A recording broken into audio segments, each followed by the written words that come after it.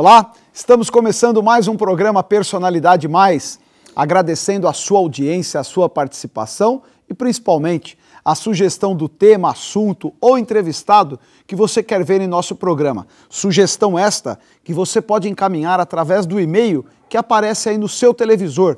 Você quer ampliar o seu conhecimento, quer saber mais sobre algum tema? Mande a sugestão. Será um grande prazer a nossa produção ir atrás e colocar aqui ao meu lado aquilo que você quer ver em nosso programa. Desde já eu agradeço a sua audiência e a sua participação aqui no Personalidade Mais. Hoje nós vamos falar de esportes. Esporte de contato, você já ouviu falar disso? Não conhece? E de jiu-jitsu? Ah, jiu-jitsu todo mundo sabe, né? Vem se tornando cada vez mais popular no Brasil. Esporte que ganhou dimensões, ganhou os televisores, os noticiários.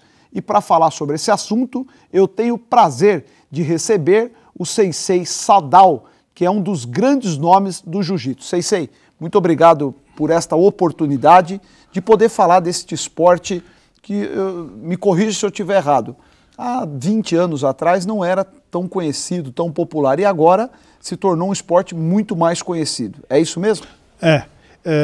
Bom, boa noite a todos, obrigado pelo convite. Eu que agradeço. Sou professor de judô e de jiu-jitsu, né? Faço os dois. Você começou com judô? Eu comecei com jiu-jitsu, na realidade. Meu primeiro diploma é de 1962, né? Eu recebi a primeira faixa aos 12 anos. Eu treinava numa academia que pertencia à Associação de Jiu-Jitsu e Judô Irmãos Ono. Aonde era isso? Na ARCA, Associação Recreativa Cultural Antártica, na Rua da Moca, com o professor Oswaldo Haniura. Ele estava na Associação de Judô Ono, mas era formado pelo professor Ogawa. O professor Ogawa veio do Japão, mestre de jiu-jitsu. Isso que eu ia te perguntar. A origem do jiu-jitsu é um esporte oriental. As suas origens é do Japão mesmo.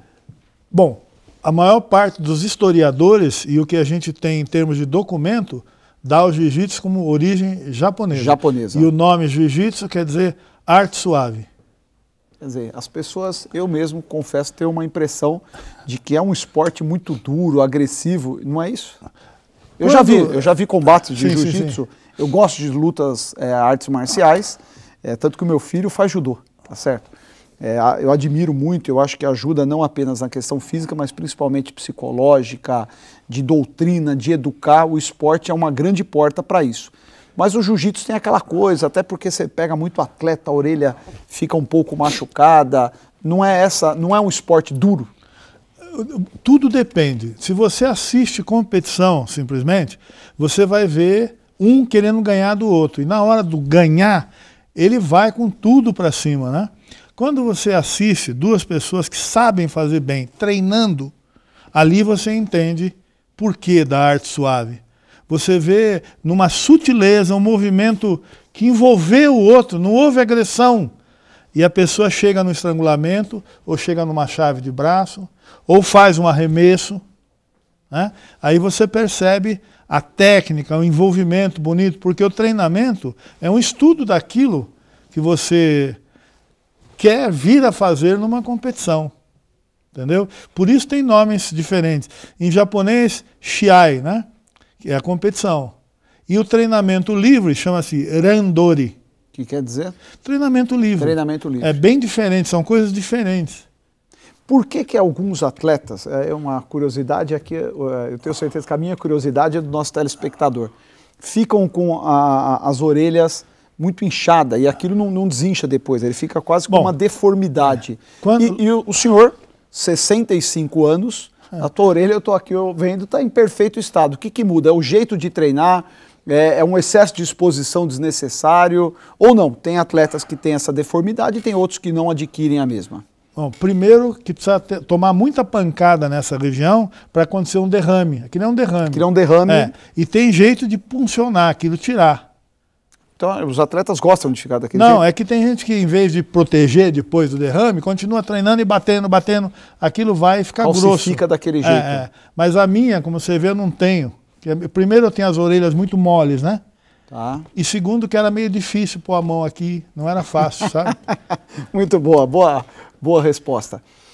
O senhor formou centenas de faixas pretas ao longo de todo o exercício como professor, como mestre. Aliás, ainda está em atividade. Eu me aposentei. Agora eu dou palestras, eu viajo. Não treino direto? Às vezes eu vou e dou treino também, né? Mostro e faço. E eu, ao contrário de meus parceiros, eu não separo o jiu-jitsu do judô. Porque o judô é filho do jiu-jitsu. Os golpes que você vê no judô, com exceção de 3, todos já existiam no jiu-jitsu. E o judô, o começo do judô, era um estilo de jiu-jitsu, certo? E depois acabou criando vida própria. Mas eu não separo. Eu ensino em pé e no chão. Que o jiu-jitsu é assim também, originariamente. Eu tenho a impressão que o jiu-jitsu não é muito mais um combate que se faz no chão? Originariamente não. Originariamente não. Tanto é que você vai assistir um campeonato de jiu-jitsu, ainda tem isso, começa em pé. Aí já descem rapidamente pro chão. Exatamente. Mas originariamente não. Ela arremessava e depois ia para o trabalho de chão. Aí eu tenho que entrar numa polêmica, e fique muito à vontade para fazer o elogio ou a crítica. Hoje entrou o UFC, que se tornou popular, na minha opinião acabou pegando a mídia que tinha o boxe. Eu sempre assistia boxe, desde as épocas de Mike Tyson. Aqui brasileiros se tornaram nomes renomados do boxe. Tivemos o Maguila, tivemos o Éder Joffre, e o UFC veio, que na verdade o UFC é uma logomarca de quem promove o evento. Mas qual é a tua impressão? Muitos gostam, não é à toa que levam multidões às arenas onde é realizado. Você tem um canal hoje quase que exclusivo, que é um canal que faz a exibição, porém muitos criticam que é uma luta que não educa, que é um combate que não educa. Aliás, quem luta não briga, inclusive é um slogan que eles utilizam. O senhor é um profissional, é um mestre, não é à toa que tem o mérito de ser um sensei. Qual é a tua opinião sobre esta modalidade? Porque a crítica vem que é muito agressivo, as pessoas se machucam muito, e é quase que uma rinha entre dois seres humanos. E muitos não, é um esporte como os outros, tem risco como os outros e é apenas um esporte. Qual a sua opinião? Que é o MMA, né? O UFC é a logomarca, mas a modalidade é o MMA. Sensei Sadal, o que ele fala sobre isso? Eu fico muito preocupado. Por quê? No judô e no jiu-jitsu, você executa uma chave, a pessoa tem a chance de bater e você larga. Você está no estrangulamento, bater, ou então ele desmaia, aí não tem problema, né? O juiz para, ou no treinamento você Depois para. Eu quero falar sobre esse desmaio, Tudo eu bem. Sou curioso, mas vamos... E daí? E lá, eu já assisti algumas vezes, a pessoa está caída, sangrando, e o outro está batendo na cabeça, né? Principalmente na cabeça. Exato, é um negócio do impacto violento. Então, eu fico muito preocupado porque eu cresci e vivi aprendendo o seguinte: a pessoa que pratica um esporte de luta tem que se melhorar sempre. Tem que ser uma pessoa sempre melhor. Tem que ser uma pessoa educada. Eu tenho que me preocupar com o bem-estar do outro que está treinando comigo, né? E lá eu não vejo isso. Então eu não gosto de criticar, porque tudo são experiências na vida, né? Vamos ver onde leva isso.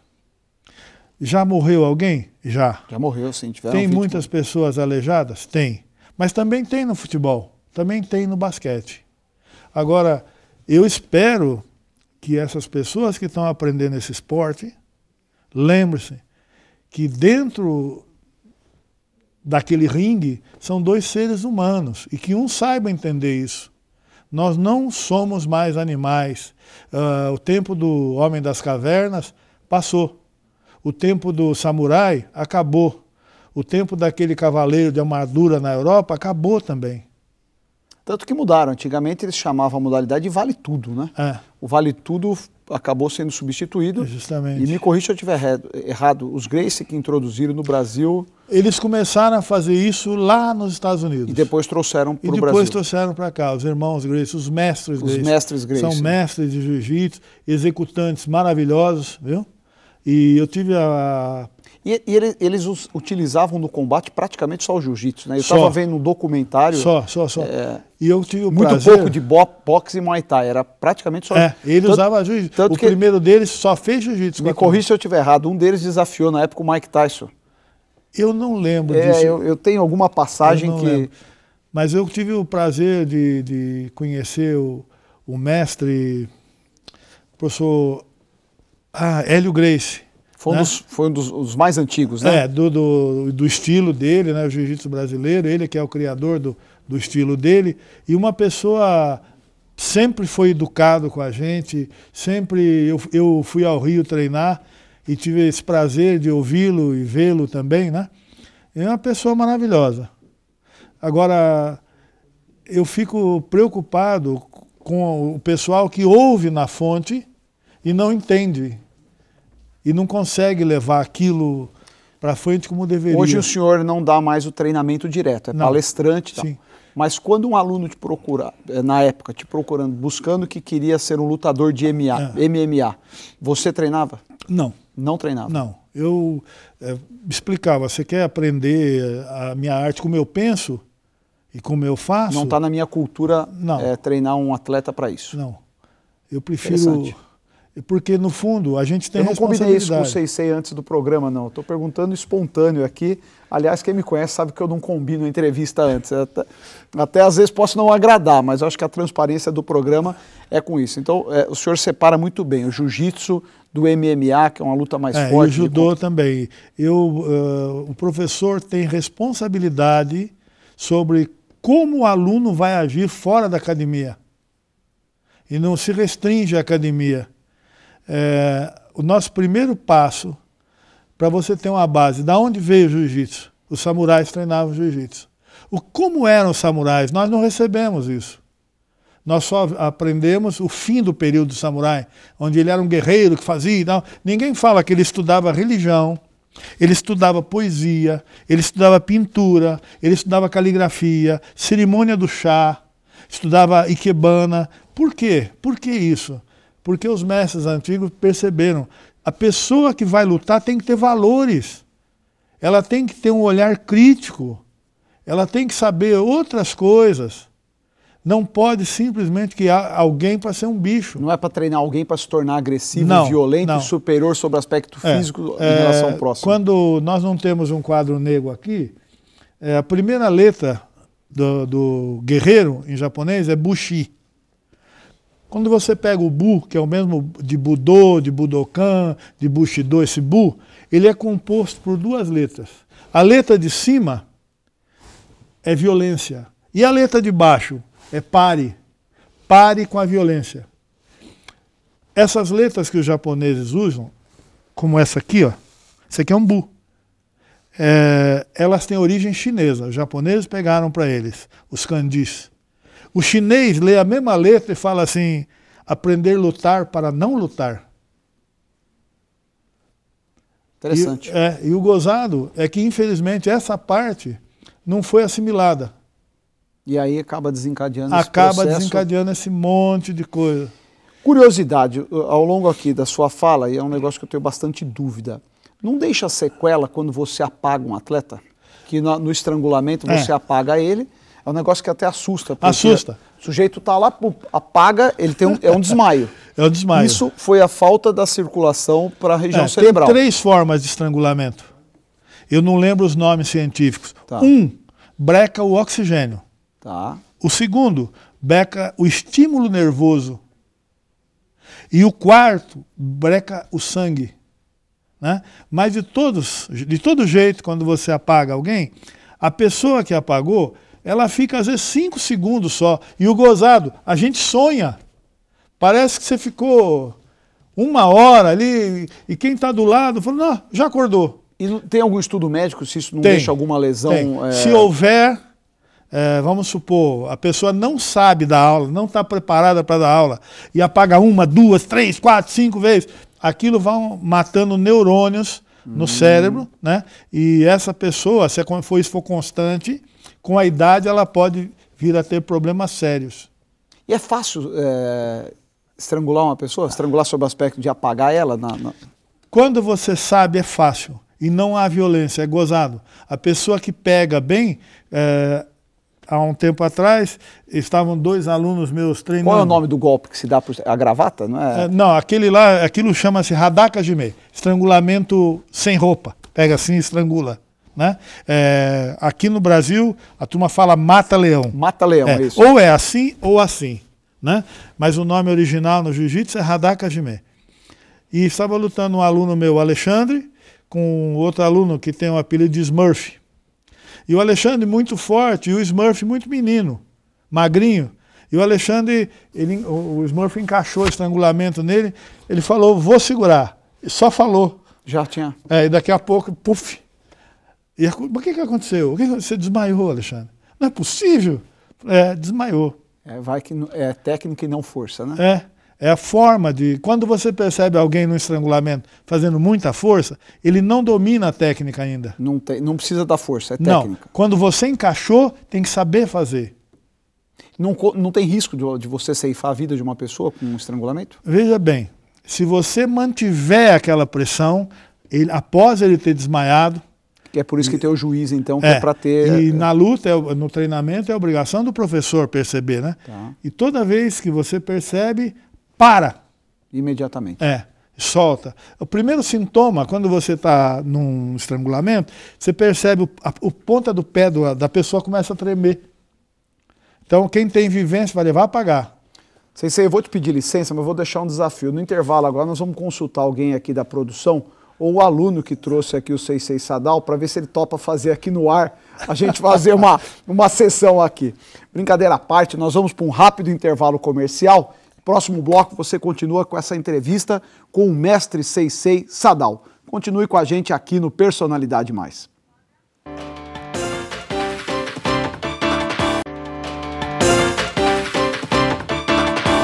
Estamos de volta com o programa Personalidade Mais, que recebe no dia de hoje o mestre em Educação Física, o Sensei Sadal Fleming Muleiro. Aliás, eu tenho que tirar essa dúvida.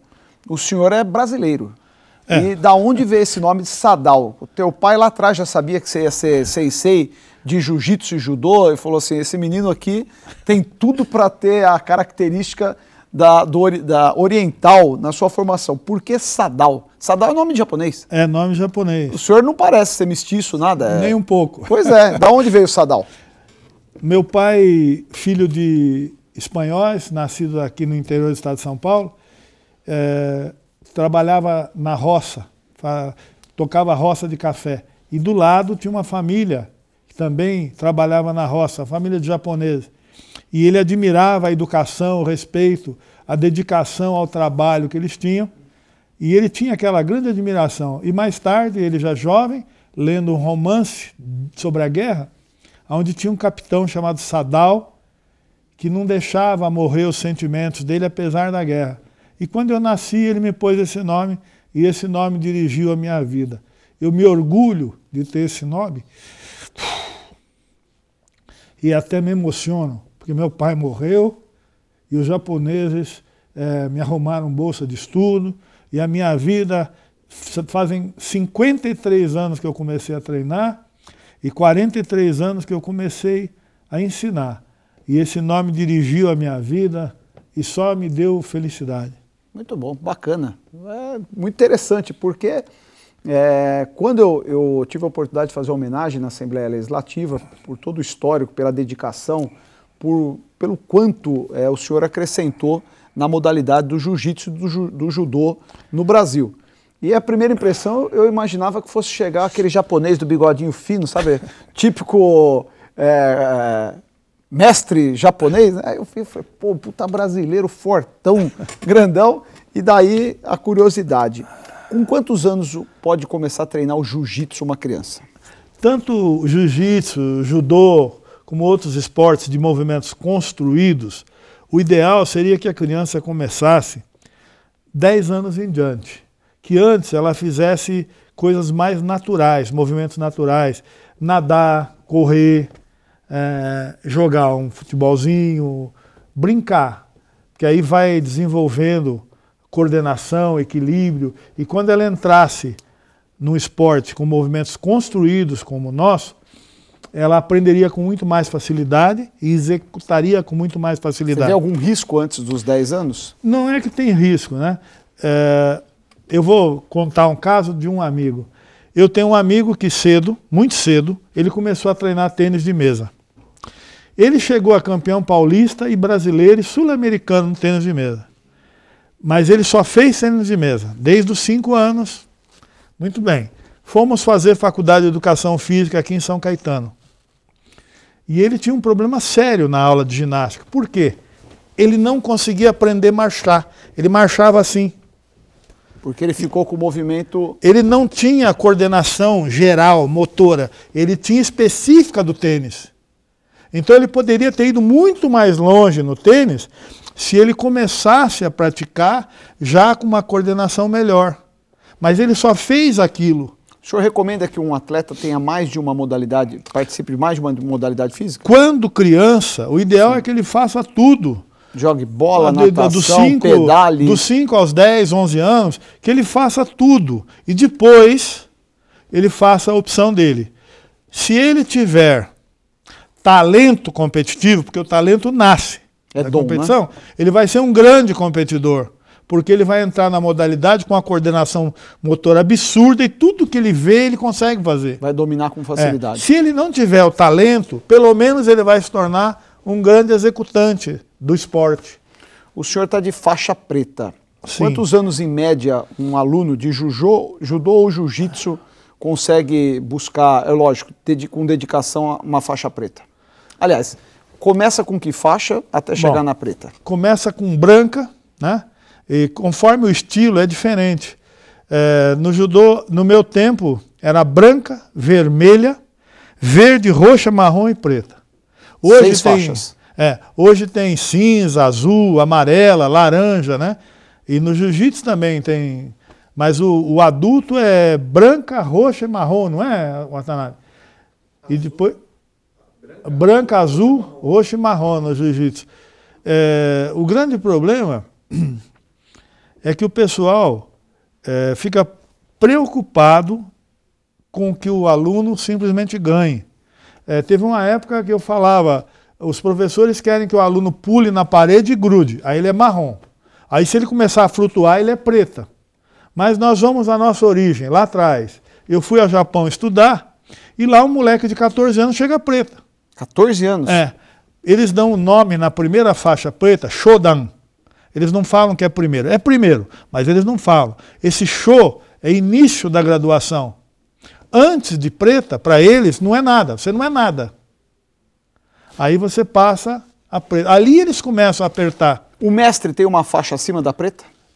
O senhor poderia usar uma faixa acima da preta? Eu uso em ocasiões especiais, porque no Japão não se usa com uma turma. Qualquer coisa põe a faixa branca e vermelha, né? Lá só se coloca em ocasiões especiais. No dia a dia, o professor usa a faixa preta. E numa ocasião especial... Aí ele põe a faixa dele, a branca e vermelha. É como militar que usa um traje... É um traje de gala. Um traje de gala. Esse é o costume lá. A faixa vermelha e branca é a faixa de gala para o mestre. 6º grau, 7º grau e 8º grau no judô, branca e vermelha. No jiu-jitsu, 6º grau, 7º grau, vermelha e preta. E 8º grau é branca e vermelha também. E 9º grau, tanto no judô como no jiu-jitsu, é só vermelha.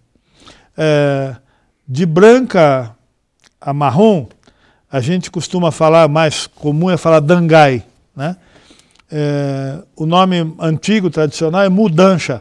Não tem grau. Quando vai de primeira faixa preta a 5º grau, yudansha. A tradução fica meio esquisita, tem mais valor. E quando vai 6º, 7º, que a faixa fica coral, kodansha, alta graduação. Por que o kimono do jiu-jitsu é branco? Por que eu estou perguntando isso? Porque do judô eu vi uma competição olímpica azul. Não, eles usam o azul, é branco também. Ah, é? Só no dia de competição que é o azul? O normal. Tá. A origem do judô e do jiu-jitsu, o jiu-jitsu treinava com essa roupa e com uma calça preta, chamada hakama, que hoje é usado no aikido, se usava no jiu-jitsu também. Perto de 1890, 1900, foi tirada essa calça, ficou só assim. né? E ficou. E há pouco tempo atrás, no jiu-jitsu, criaram-se diversas cores, né? Mas a tradicional é essa. E no judô, a questão de uns 10 anos atrás, 15, colocou-se o azul por causa da televisão. A pessoa vê bem quem é que está ganhando. A imagem é melhor no azul? É melhor, você percebe quem é que levou vantagem. Porque originariamente eram dois pretas. Um punha uma faixa branca em cima e o outro uma faixa vermelha em cima da sua faixa. Então, na televisão não dava para quem ganhou, quem jogou. Foi o branco? Foi para quem que ele deu o ponto? Né? Por que o jiu-jitsu ainda não é considerado um esporte olímpico? Eu estou pedindo a comparação porque o judô é o esporte olímpico. E eu percebi ao longo da entrevista uma similaridade.